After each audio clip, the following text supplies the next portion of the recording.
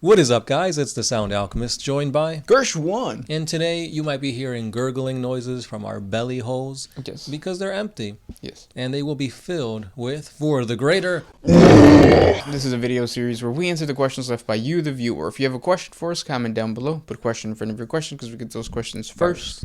And also, just a disclaimer, our if your belly does get full because of our WAAAGHs and it gives you gas, that's not my problem. This is a question that comes from Isaac Langdon. Sure. A hive fleet is attacking Earth. What steps can I or you take to increase our chances of surviving the attack? Well, I think it depends on where you're at. If you're at school or some type of educational building, it's best that you leave your classroom, go into the halls, face the lockers, and put your hands behind your head to prevent any Tyranid invasions coming your way. Yeah, and then realize that doesn't help at all. As like the Hormigons and Termagons just like explode through the windows and devour everything. Grab inside. your head and smash it up against the locker. I don't think they do that. Do people in the UK have lockers, or do you guys just like have some whimsical thing that you guys do? I feel like you guys are very whimsical.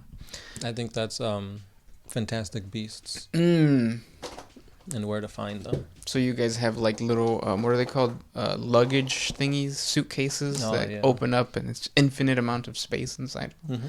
The UK people are so interesting. They are. They have Warhammer World. Yeah. What do we have? Nothing. Arby's. They have a chicken deal.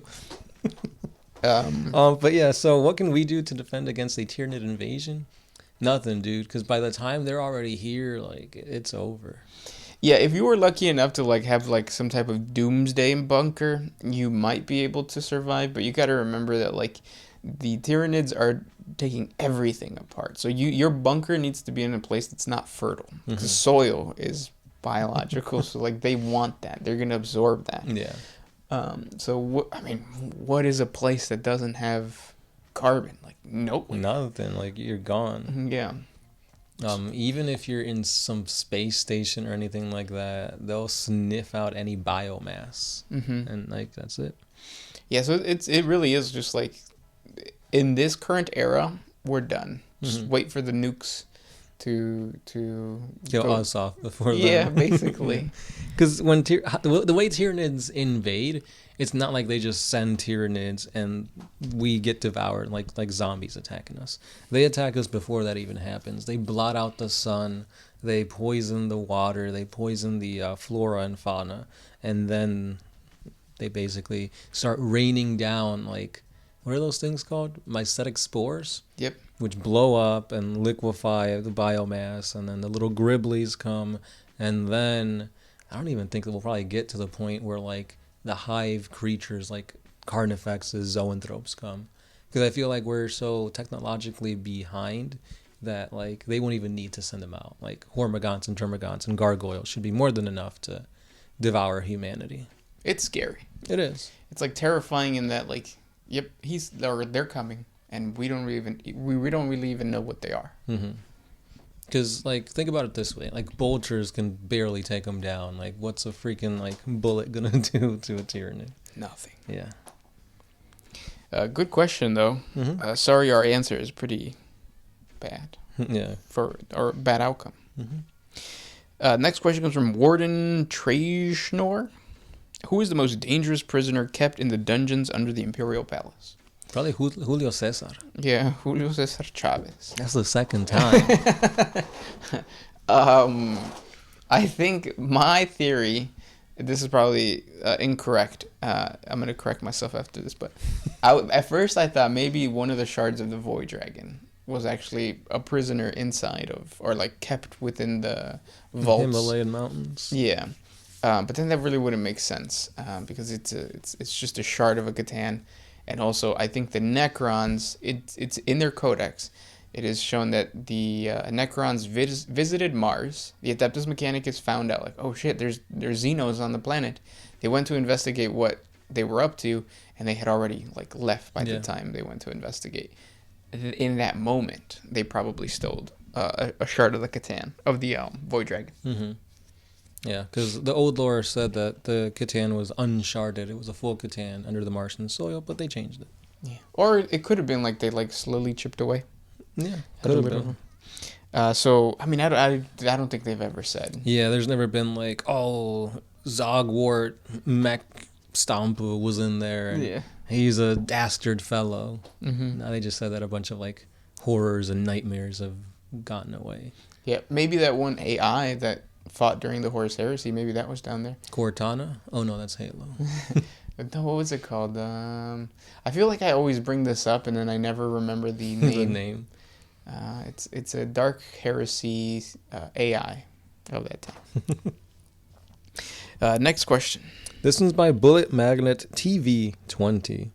This is not a Nidvember question, but would the Tau Empire be welcoming to any surviving men of iron, such as UR25?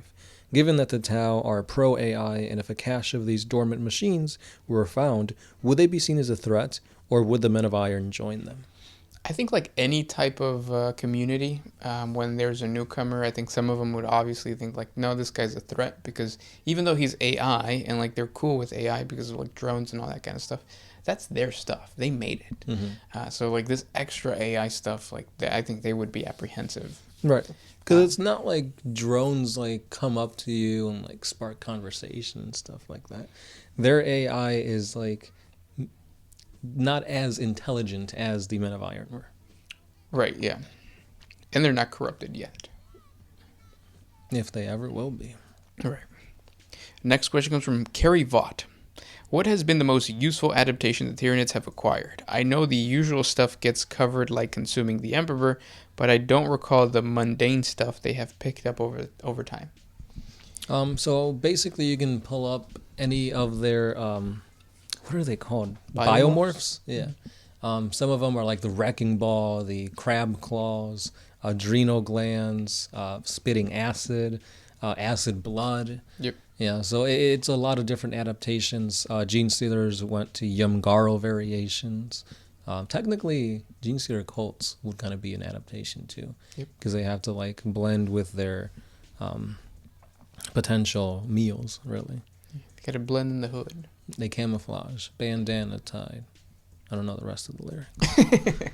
But yeah, I would say like either Gene Stealers or even the Devourer little bug thingies. Like there are little Ripper swarms? No, not Ripper swarms. Like within the gun of a Termagon. Oh, that's right. Yeah, there's like actual living Bullets, biomorphs. yeah. And those get shot out. It's And- basically ammunition. Right, and they literally can like twist and turn. It's not just like a straight shot. Yeah, it's scary. It is. Scary. Next question. This one's by Pedro Revici. What if a person who was a true incel, involuntary celibate, snuck into Slaaneish's realm and managed to get to the front of the palace? They had a bunch of Chipotle with Mountain Dew in order to have lots of gas, and they put a megaphone to their bum and unleashed the loudest fart that had the intensity of an orc truck engine, because that sounds funny. That's true, I chuckled.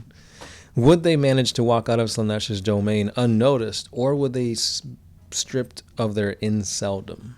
Stripped of their inceldom because they're involuntary. And I think when you step into a dimension where, you know, everything wants to fuck you, then you're going to do it. Mm-hmm. Yeah. Probably in like the worst way possible, too. And also, what does that even mean? Like to be an incel in a realm where everything is fuckable? Because like incels, it's not like incels are doing No Nut November like forever. Right. They're jerking it. So if you go into the realms of Slaanesh and there's a flower that looks like, you know, a nice little warm wall, aren't you going to use it? And is that considered? Because it's living. But then wouldn't the incel just like screw a watermelon and boom, he's not an incel? I don't know. Who knows nowadays? That is true. I guess we have to ask the watermelons. No, I don't know. Yes. I had hair on me. Next question. This one's by Justice 777. If the Big E gets his body restored, who would be the first on his shit list? That's a good question. Probably the custodians. He's like, man, I told you guys to be proactive and go out there, and it took you how long? Yeah, only 10,000 years. Yeah. I had an itch on my nose, and you guys couldn't even do that. Yeah. I think that he would probably try to go after he was doing the Webway project, so he's probably gonna have to do something that has to do with the Webway project, and he would go after like the Harlequins and who was the people who created the God of Rebirth? Iliad? Yeah. The Inari? The Inari. He would go after because it's like you guys might have the code to me becoming a god. But I think that's when Gilman would like, hold up. You see, I got a girl. Your brain, she kind of hooked it up. Yeah. Maybe everybody but her. Next question. This one's by the big one. Do you think they still have Brazilian booty lifts in the 40K universe? They do, yeah. Especially because what is it called? NFTs are being sold in the 40K universe. So adult NFTs are really popular. So everybody needs to look good because you want to sell your content. Right. Yeah. BBLs, NFTs, 40K. There's a lot of abbreviations. It all makes sense. Do you want to know what the name of the platform is? Sure. Poke Me. I thought that was funny. I thought you were going to say like Pokemon. That's what every time I type. Oh, I mean, every time somebody else types it in. Yeah, somebody else typed it in. Pokemon comes up, but when I type it, it came up. Yeah, when you type in P, Pokemon's the first thing that comes up, right? Yeah. Don Krill says, have you guys ever played the Ode Fire Warrior game, and did you like it? It's one of the better 40K games, according to me. I agree. I remember playing it, and I remember, it was fun, but I don't remember it specifically. So what was crazy is we started playing 40K, and then, maybe a year later, you bought that game, and then we were playing it, and then because you're a Tau Fire Warrior and we started as Space Marine Space Swivs, we didn't really make the connection until months later that we were like, oh, this is set in the 40K universe because we're killing chaos. Or was it a demo? Did one of us have a demo and then later on we bought the Fire Warrior game? Maybe. Because I don't really... I remember playing it first. Yeah. And then later realizing this is a 40K game, the tabletop game that we've been playing for a year now. Right. It might be, yeah. But the thing is, I remember I used to get my demos at Pizza Hut. Yeah. Believe it or not. Yeah. They used to give you 4 game demos. So maybe if Fire Warrior was on there, then yeah. Yeah. But either way, it was a fun game because it was just a shooting game. What I didn't like about it is it would give me a headache. Yeah. Fire Warrior games do that to you. It's the plasma. It's too bright. It costs seizures a lot. For some reason, I'm thinking Fire Warrior, but I could only picture GoldenEye in my head. I can't even remember what GoldenEye used to look like. I could vividly remember Fire Warrior. It was very dark, especially when you would fight the Chaos Space Marines. This next question comes from Tristan Gorsuch. What if the Primarchs had turned traitor, stayed loyal, while the loyal ones went traitor during the Horus Heresy? Could they have done better? Oh, so basically the reverse? Yeah, no, probably not, because I think there's more chaos or traitor than there are loyalists, right? I thought it was a 50-50 split. No, I thought it was 9-8, which I guess isn't that bad. But yeah, when you think about it, I feel like it would have been the same thing. I don't think it would have made much of a difference. The events would still transpire the same way, just flipping the script. Yeah. It's not the Loyalists have Magnus, so they'll win. Well, you could say the same thing. The traitors had Magnus, so they should have won. Yeah. Like that. Next question comes from Bryant B. Who is the best commissar? I was going to go with Yar. No, because Yarick got captured. He could have died so many times, but the orcs let him because he's fun. I would say him. Because, it took how many? It took 2 wars to actually finally, capture him. And not even, capture him during the war. He chased them. And he's still around. Yeah, dude came out of retirement to just say, F you, orcs, again. He came out of retirement during the second War of Armageddon, which is really the first one against the orcs, because the first one was against Angron. But Yeah. that's how crazy it is that this dude was already ancient when he was fighting the orcs, and he still survived up until like the third. Yeah. Dude's also got like a robotic eye that he can fire lasers out of. A claw. And the claw. And a huge, throbbing, matey heart. Because, I mean, he's got to keep all the adrenaline pumping in his body. Through the power claw, yeah. Yeah, that too. Next question comes from Wes the Mess. Do orcs go to the gym and lift when they're not on a WAAAGH? No. No. They're naturally big. And swole. And they're not even big. They're kind of like that one friend that you have that's probably has like Viking blood in him, and he's like really just naturally like strong. Mm-hmm. But he looks... Not strong. No, he looks just fat. He's fat swole. Yeah, fat swole is a good... Because he's also not fat. Right. But he's not swole either. Yeah. But he's still kind of swole. Kind of fat, but not really. Those are the types of guys that would like pick up random things during recess. How would you get a Galapagos island over here? Just carrying it on his back. Yeah. That is random. This one is by Melosh M. How long did the war in heaven last? I know it happened 60 million years ago, but how long did it last? They're not specific on it. Yeah. The thing is, like, it could have been hundreds of years, thousands of years. Like, we just don't know. And it's not like it was during a lifetime of a certain individual, because at the time the Necrontyr, they had very, very short lives. They basically had space cancer, and they only lived to like 40, 50. Yeah. So it's not like we could say, oh, it was during the reign of a Necrontyr warlord. Then we would say, oh, so it's only about 50 years. But no, we just don't know. Yeah, the biotransference process did happen with one Silent King, but yeah. Yeah. Next question comes from Carrie Kyrell. As Satan and the Tau both have hooves, are the Tau actually a manifestation of the evil humanity has done? In other words, communism?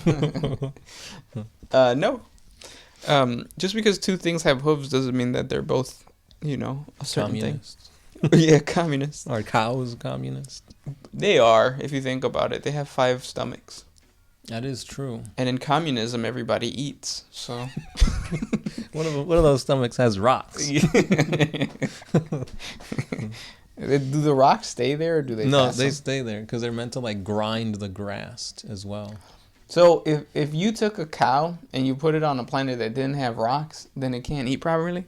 I think so.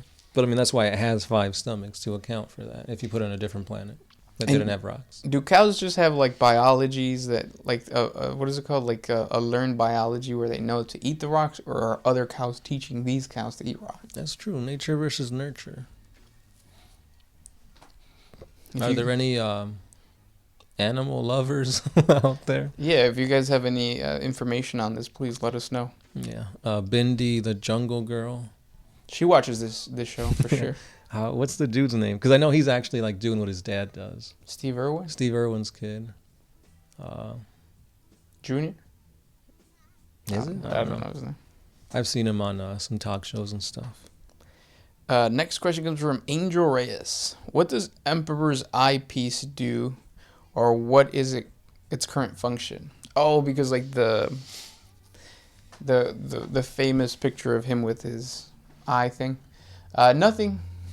Yeah, it's just there to look cool. Yeah, I even think it's a what is it called? Artistic interpretation that just has continued, but in reality he might not even have that, because he didn't have that when he died. He was pure. Mm-hmm. He looked like Jesus. He didn't, but he could look like whatever he wants because he can do that. Right. So he could have looked like Jesus. Yeah, or he could have looked like he did have an eye. That's like true. A robotic eye. So I don't really know. Yeah. Maybe it's just so he could do the whole "it's over 9,000" meme. Yeah. I don't know if that's the sound that makes. Well, since I brought up Dragon Ball Z, Big Earl says, what would the result from the Tyranids consuming Piccolo's people be, and how would they be enhanced? So the Namekians. What happened to Frieza when he did that? Or did Frieza not do that? He never killed Piccolo and put him in a vat, send him to the hive No, mind. he never did that. No, he never did He that. did kill the entire population, though, right? Yes, he did. Yeah. For most of them. Dende still lived. He's a little one. Mm-hmm. You remember? That's good. The little one. But yeah, I think, well, because like the Namekians have stretchy arms, regeneration. They could, if you're talking about King Piccolo, you could like spit out eggs and make sons. Because technically, wouldn't they be him? Clones? Oh, I thought like the sun. No, like hijos. Oh, okay. Offspring. Because Piccolo is just technically I don't know. But anyway, that they'd have key control, maybe. I've noticed that, like, within the Tyranid lore, like, this question comes up a lot. Like, what if the Tyranids consume this? What if the Tyranids consume that? Mm-hmm.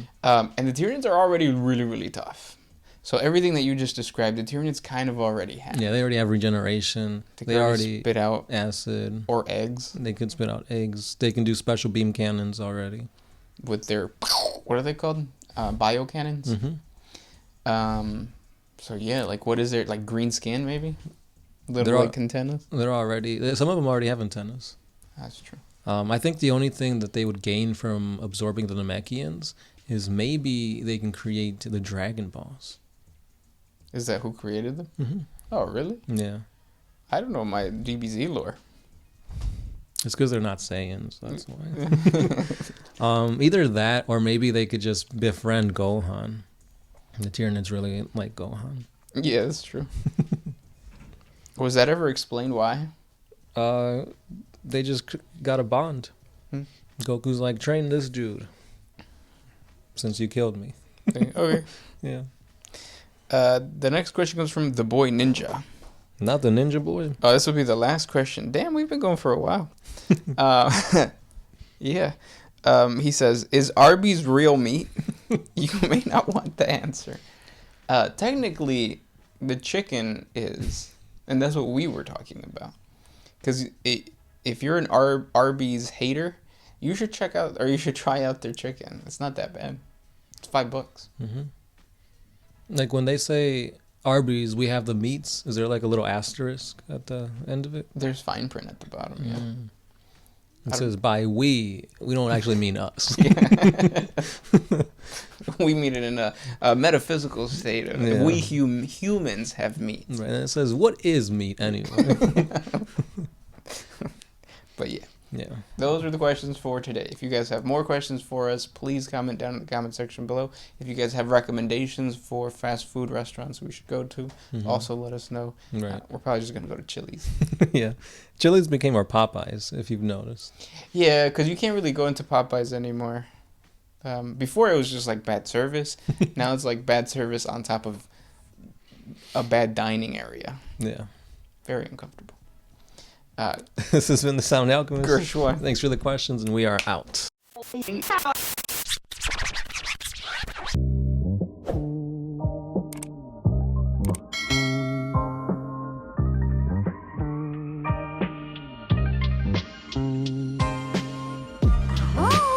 to put my freedom first in any situation.